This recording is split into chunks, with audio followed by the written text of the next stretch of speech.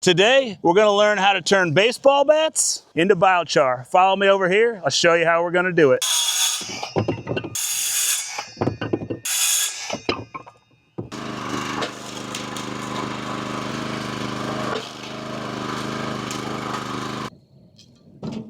That's the way it's supposed to be right there.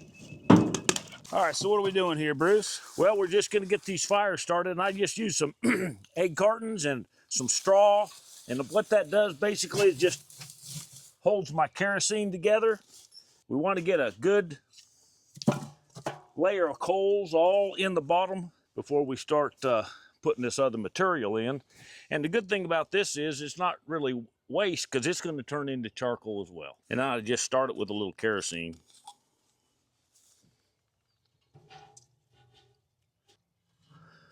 That straw and that egg cartons just kind of hold it all together. It starts up pretty quick.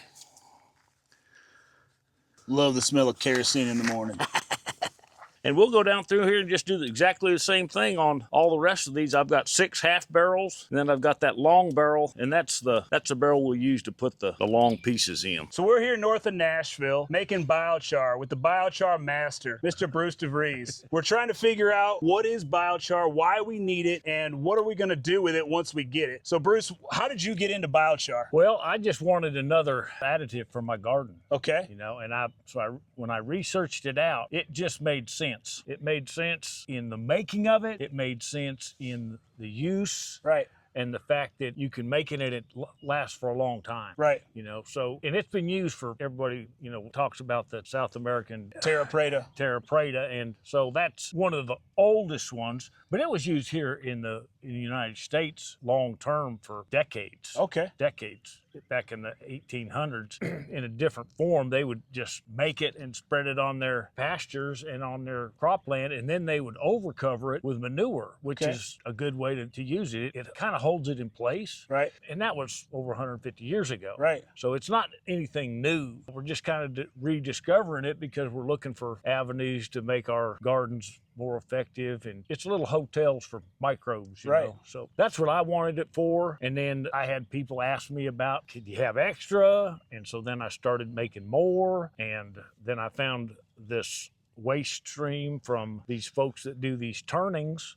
And so I thought, well, I got free material, unlimited supply of it. It's going to come every week. Right. So for a couple of years, I was making probably 50 yards. Wow. 50 yards a year. Oh, a year, okay. Know. A bucket on a regular tractor like this is about a yard, maybe a little less. So, shoot. Yeah. And I've probably got 20 yards in my gardens. So it's not a silver bullet. No. That's what I tell people. You know, you're not going to put charcoal in your garden and next year you're going to have everything that you need. We're farming microbes. Yeah, exactly. So that's basically what we're doing. We're trying to give those microbes enough place to live, enough food to eat, some place to get out of the heat and the sun, some place to get moisture. And when we do that, then they can do better. So that's basic. It's an additive that enhances your garden. Yeah, so that kind of answers the question, what is biochar?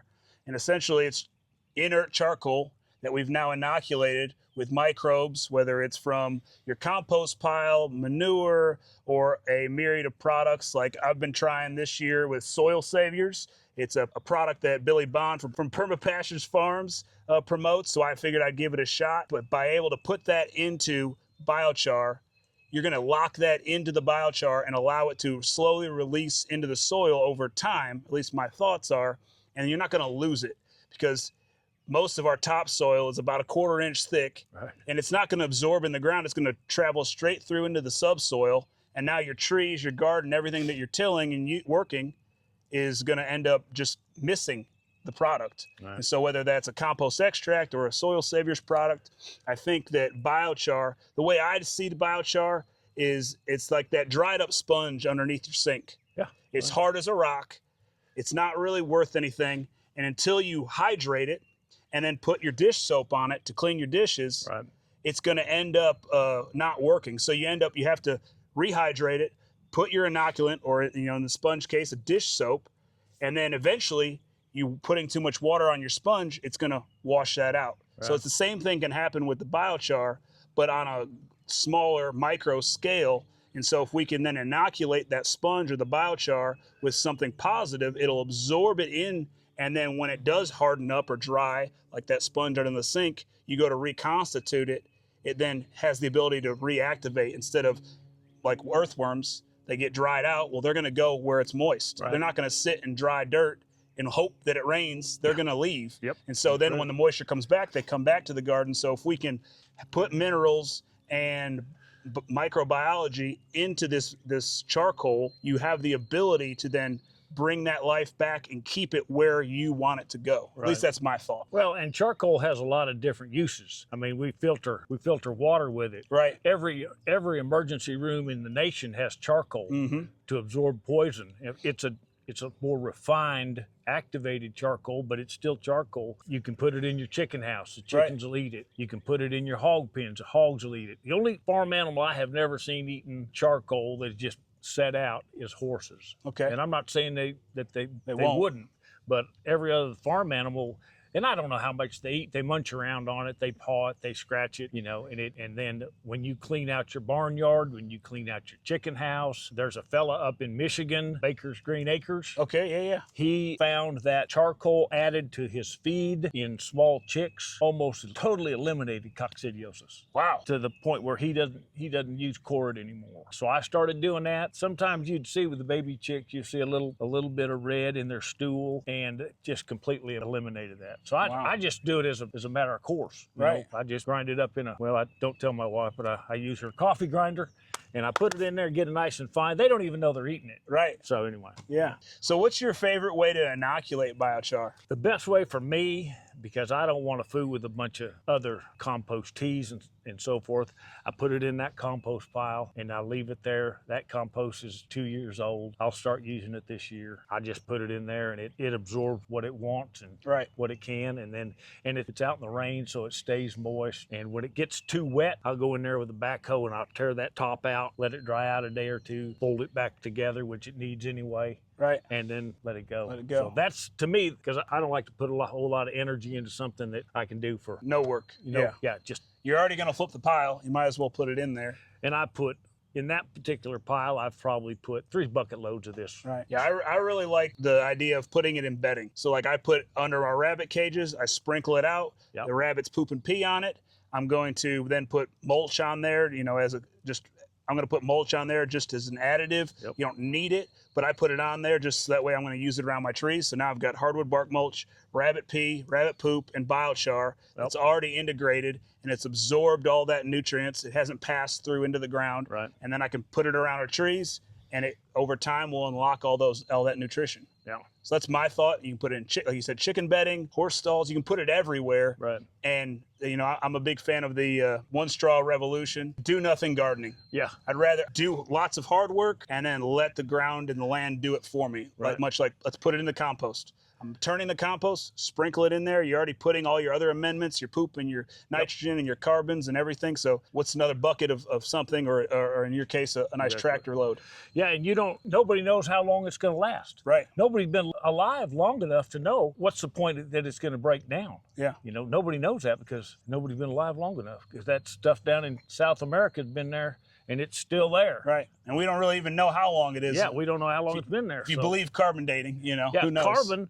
Carbon lasts. Yeah. I mean, it's not going anywhere. Yeah. And, it can wash away. It can blow away. That's one of the reasons I don't like it be just powdery unless I was putting it in a house plant or something. Right. I like it. I like to see it. Yeah. When I look down at that garden, I like to see the bigger chunks, the smaller chunks.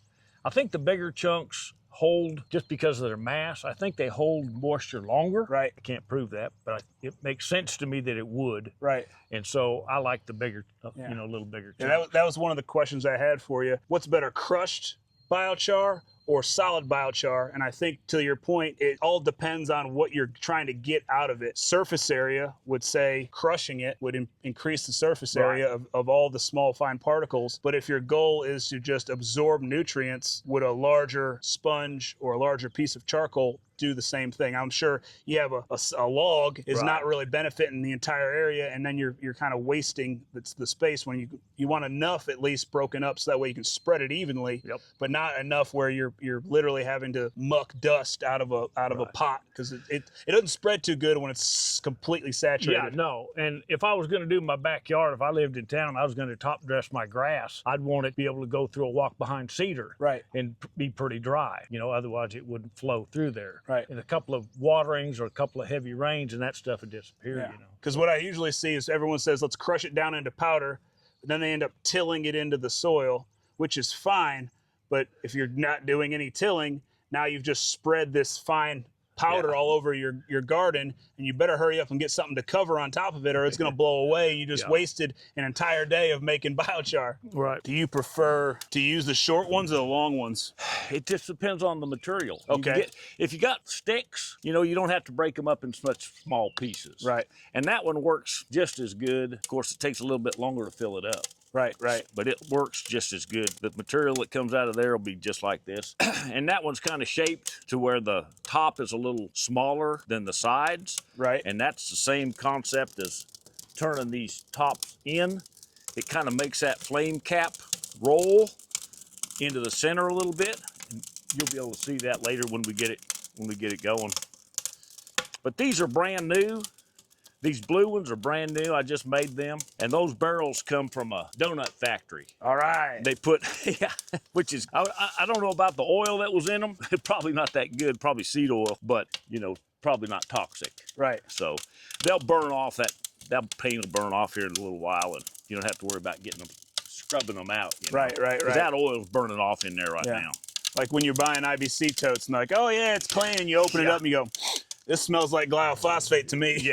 And all they did was rinse it out once. You know? So that's the process. And you can see how that flame wants to kind of roll to the center. And that's the same concept we'll look at all the way through the whole process.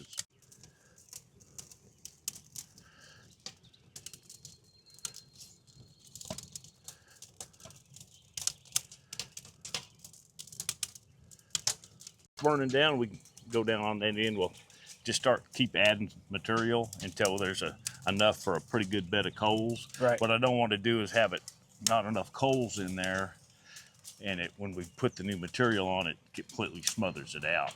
So it's got to be able to, and I've got a blower. I actually brought one of mine too, because I remember when I came last, you had the pit, and I didn't know if you were going to be doing a pit burn as well.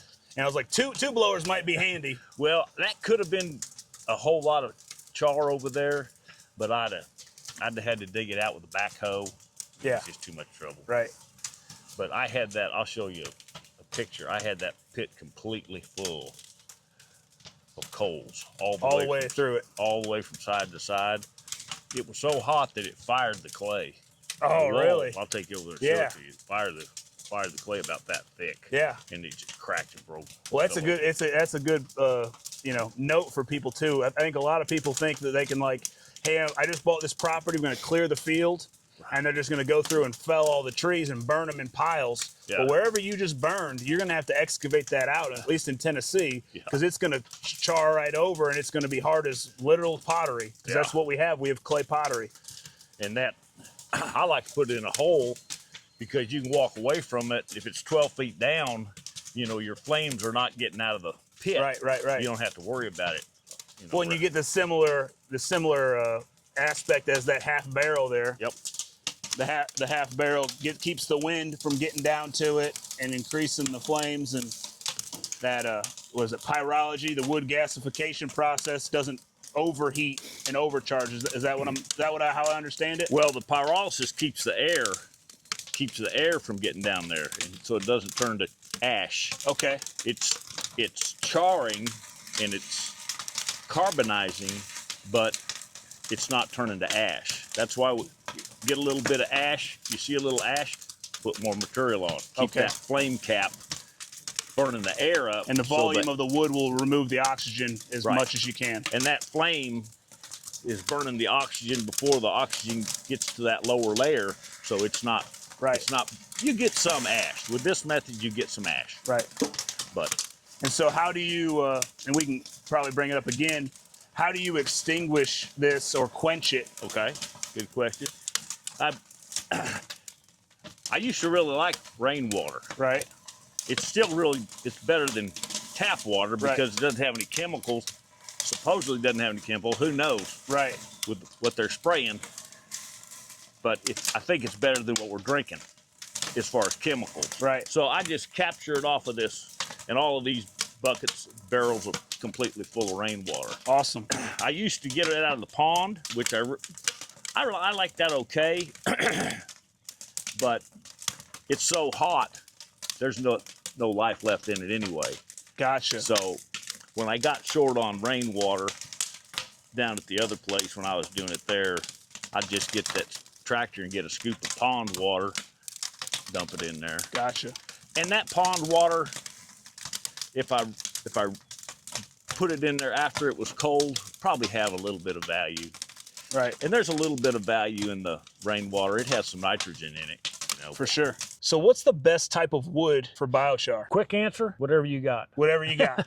You know, the people that have bamboo say bamboo's the best. People that have hardwoods the best. Softwood's the best. But it all turns into charcoal. Okay. It all has different properties, which certain properties might be a little better for certain situations. But if you've got, anybody can make charcoal. Right. It doesn't matter if all you've got is an apartment with a deck. A Weber grill. If you've got a grill, you can make charcoal. If you've got trees, you've got sticks. Right. The best for you is those sticks, you know. So, well, you can see these oak trees. Every one of these probably produces half a truckload of Limbs sticks and sticks, every year. So they were a big problem. They weren't they were a problem because we had to pick them up to mow. Yeah. But when I started making charcoal, now they're not a problem anymore. Right. They're something. Problem is a solution. They're super useful. So we turned what was a problem into something that helps our garden. Problems into profit. Exactly. What is the best size, would you say, to make charcoal out of? Is it just, hey, get any lumber, or are you trying to get all like sizes and dimensions, or is it, hey, per your, retort or your Weber grill, should you put foot-long pieces because the Weber grill will fit it, or more compacted? How would you explain to somebody if they're trying to size the amount of wood put in the grill? Well, if you use size, depends on volume that you have. Container. Like that big hole over there, I had rounds that were 18 and 20 inches diameter and 2 feet long. Right. Well, for that volume, that was okay. But if I tried to put these full bats in, they would take a lot longer to burn down. So it's kind of relative to the amount of heat and active coals that you have. When I started out, I put pretty good sized chunks on. And then now we're just putting this smaller material, and I'm keeping it consistent. And then towards the end, I'll want to put on smaller material because I want to keep the flame cap going, but I don't want it to be a long time before it turns, before it's done burning. Right. So that's, larger, consistently smaller, a little smaller, and then end up with twigs if you're using sticks or whatever. What I've found when I've made it, the few times I've made it, is consistency of wood and consistency of dimension is more crucial than making it a size to fit. Because if I've got a bunch of 12-inch logs and I've got a bunch of branches, well, the branches are going to burn faster than the logs. Right. And then I've got some pine with some oak, or some dry oak and some wet pine. It's more having the material be consistent than it is having to figure out what sizes they are, because we're putting in stuff that's a little longer, some's a little shorter, some's a little more in diameter, and it all is going to end up burning eventually. But I think having a more common size, like, hey, we're gonna be burning today 2 to 3 inch material all the way around, squared. And so I think, which is what we're doing here, with these lathe spindle ends. We've got a bunch of different sizes, some longer than the others, but the dimensions and the material type are all the same. So I think that's more crucial to getting a consistent char than it is, will you get charcoal out of all of it if you have multiple different types? Yeah, but it'll all be at different stages, and some's going to ash faster than others. And that big stuff won't carbonize all the way through. Okay. And the most crucial to me is it's got to be dry. If you're trying to make charcoal out of something that you just cut off a tree, you're not going to have much success. It takes too much energy to burn that moisture off before you start making charcoal. So dry is dry is paramount when you get started. If it's dry, of course, it's going to burn better. Perfect. Yep. Yeah. So now, at what point do you decide to cool this off or quench it? Is it, hey, I've run out of material, or my container's full? Yeah, when they get full. When they get full. But yeah, that's basically, take it up to the point where I've got it sliced, and that's full, and then we'll fill it up with water. And then dump it once it cools. Yeah, and then it stays pretty hot for a while. Okay. So that water's boiling. Boiling hot. Boiling. Yeah, for sure. And that steam, when you quench that, the initial shock fractures some of that material. Not all of it, but the initial shock fractures some of that. That's supposed to help. It washes some of the ash away, and so it's beneficial. Plus, you don't want to dump it out. If you dump it out and there's one ember, when you come back, it'll be ash. Because it'll just, because it's charcoal. It's just going to burn. It's going to smolder. Say you're in the city, you're in the subdivision, and you can't have a fire in your backyard, which I don't know why you ever want to live there, but you want to live there. Is it possible to go to your Ace Hardwares and buy lump charcoal to make biochar out of? You could, but you don't know what you're getting. Okay. If you went to a place that guaranteed that what you're buying was spray-free, chemical-free, but when they make those briquettes, they got to glue them together with something. Right. I don't know what it is. Right. Raw lump charcoal would be a little bit better. Okay. If you would grind that up, that would probably be, if you just couldn't make it, get a good brand, look on there, look at the ingredients, find out where 100% oak or whatever, and 100% oak. Because I know a lot of briquettes. A lot of people smoke, right? And so they're getting charcoal. You've been in Texas, smoking. It's a religion. Right. And so people are pretty particular about their stuff. And I've been to places where you get, and I've just from doing this and looking, just like, man, there's got to be an easier way. For $20, I can buy a sack of this versus spend an entire afternoon and burning the hairs off your arms, right, and all that just to get a 5-gallon bucket. So you can see this getting some ash on the top of it, a little bit of ash. That one's ready to put some more basic material on. You're right on that. That's the first start right there. It's going to start smoking a little.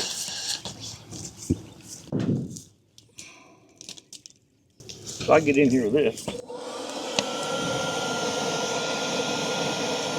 But I want it to flame back up as quickly as possible. I'm not worried about the smoke. If I was worried about the smoke, I wouldn't heat with wood. Right. So people freak out about a little bit of smoke. But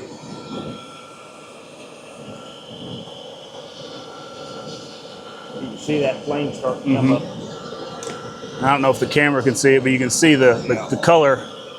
Well, the lack of smoke is a good indicator.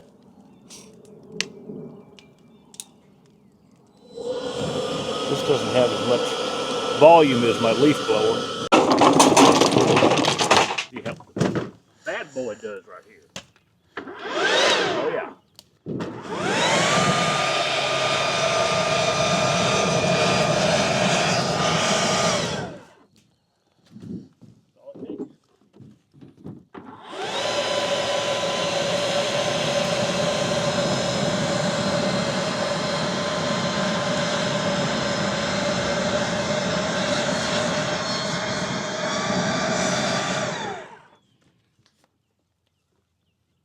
All you need. The faster you're, choking that oxygen off.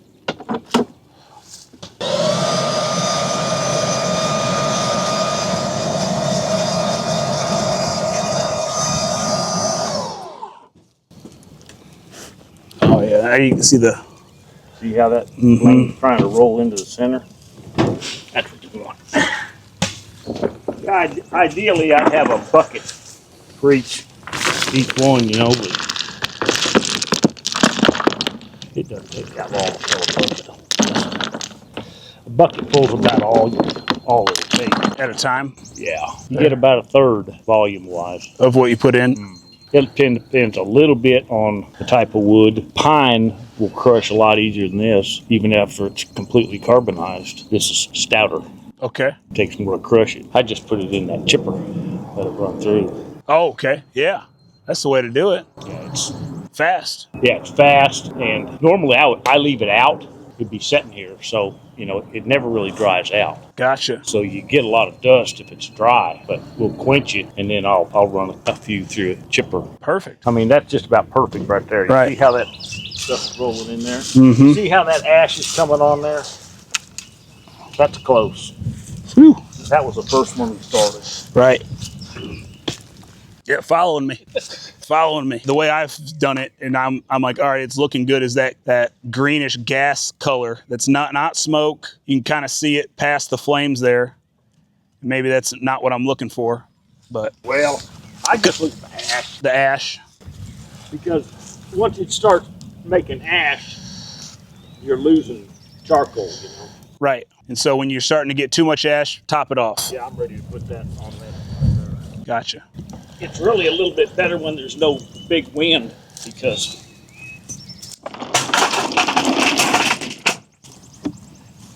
it makes it kind of burnt uneven in there. When there's wind. Yeah. I try to keep it spread out even, same thickness and the same.